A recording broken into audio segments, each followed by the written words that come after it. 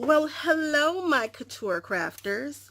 This video is going to be a little bit different, probably a little boring to some of you, but maybe not to some of you. I am getting ready to show you my newest additions to my planner. Actually, I should say my newest addition because I haven't put in the other one because I haven't shot that video just yet. Anyway, I am in a cloth and paper planner cover here. I use their half letter size with, of course, my Happy Planner rings here. I love cloth and paper. They are so chic.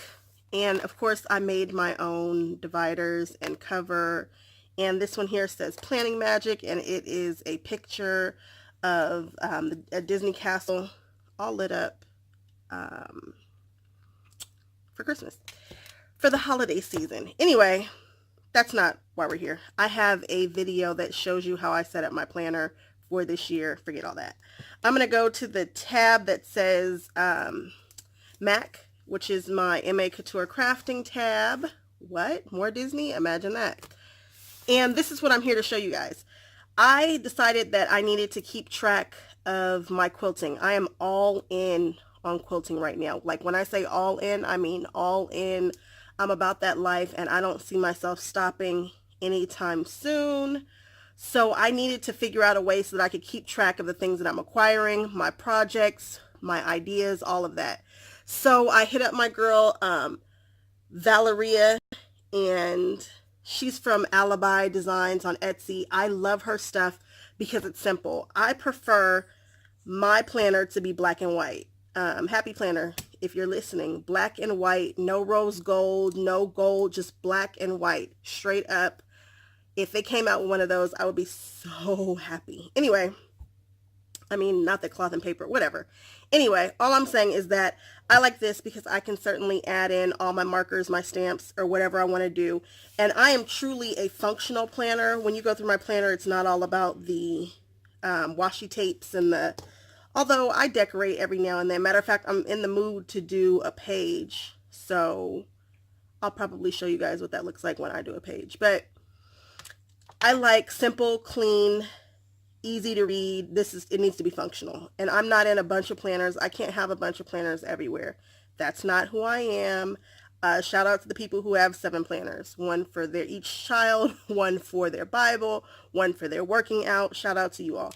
I can't be that person. So I have my planner sheets custom designed for my needs. She will take orders if you can catch her when she's not busy, or you just have to wait. So I asked for a quilting planner. They do have quilting planners out there. I just, either the artwork bothered me, or I didn't love what was in there, or they had too much extra stuff, or it didn't fit in my planner. So I had mine custom done. So real quickly, I'm just going to go through which ones I've done thus far, and as my needs change, I will probably order more or see how this works for me, and then I will just go from there. But I think this will be kind of cool for now. So the first one I have says completed quilts, and then I can put the quilt name, when I started it, when I finished it, what pattern I used, who I gifted it to, and then I can use my HP Sprocket to put some pictures of the quilts right here. And then I can write notes. I can talk about why I gave this quilt to this person, what the pattern. Sometimes patterns speak to me, and I'm like, oh, that pattern is going to be for my cousin Kim. It's her all day long with the colors, I don't know, purple and magenta or something like that. My mind works crazy, but I can write notes about it. And then I can take these out and put them in their own little separate binder when I have enough of them. And that way I just always have a log of my completed quilts. If I die tomorrow, I would love people to know why I made the quilts that I made. Sometimes I watch like Antiques Roadshow, and they're looking at a bowl and they're like, oh my gosh, this bowl was made with this kind of marking because at the time they were thinking this. No, don't do that. I don't know that those people were really thinking the things that the people say they were thinking.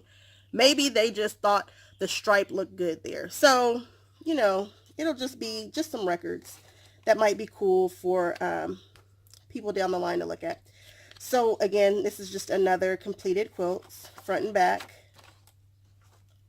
Year at a glance, techniques I want to learn, things like sewing curves. I just sewed my first curve a couple of days ago.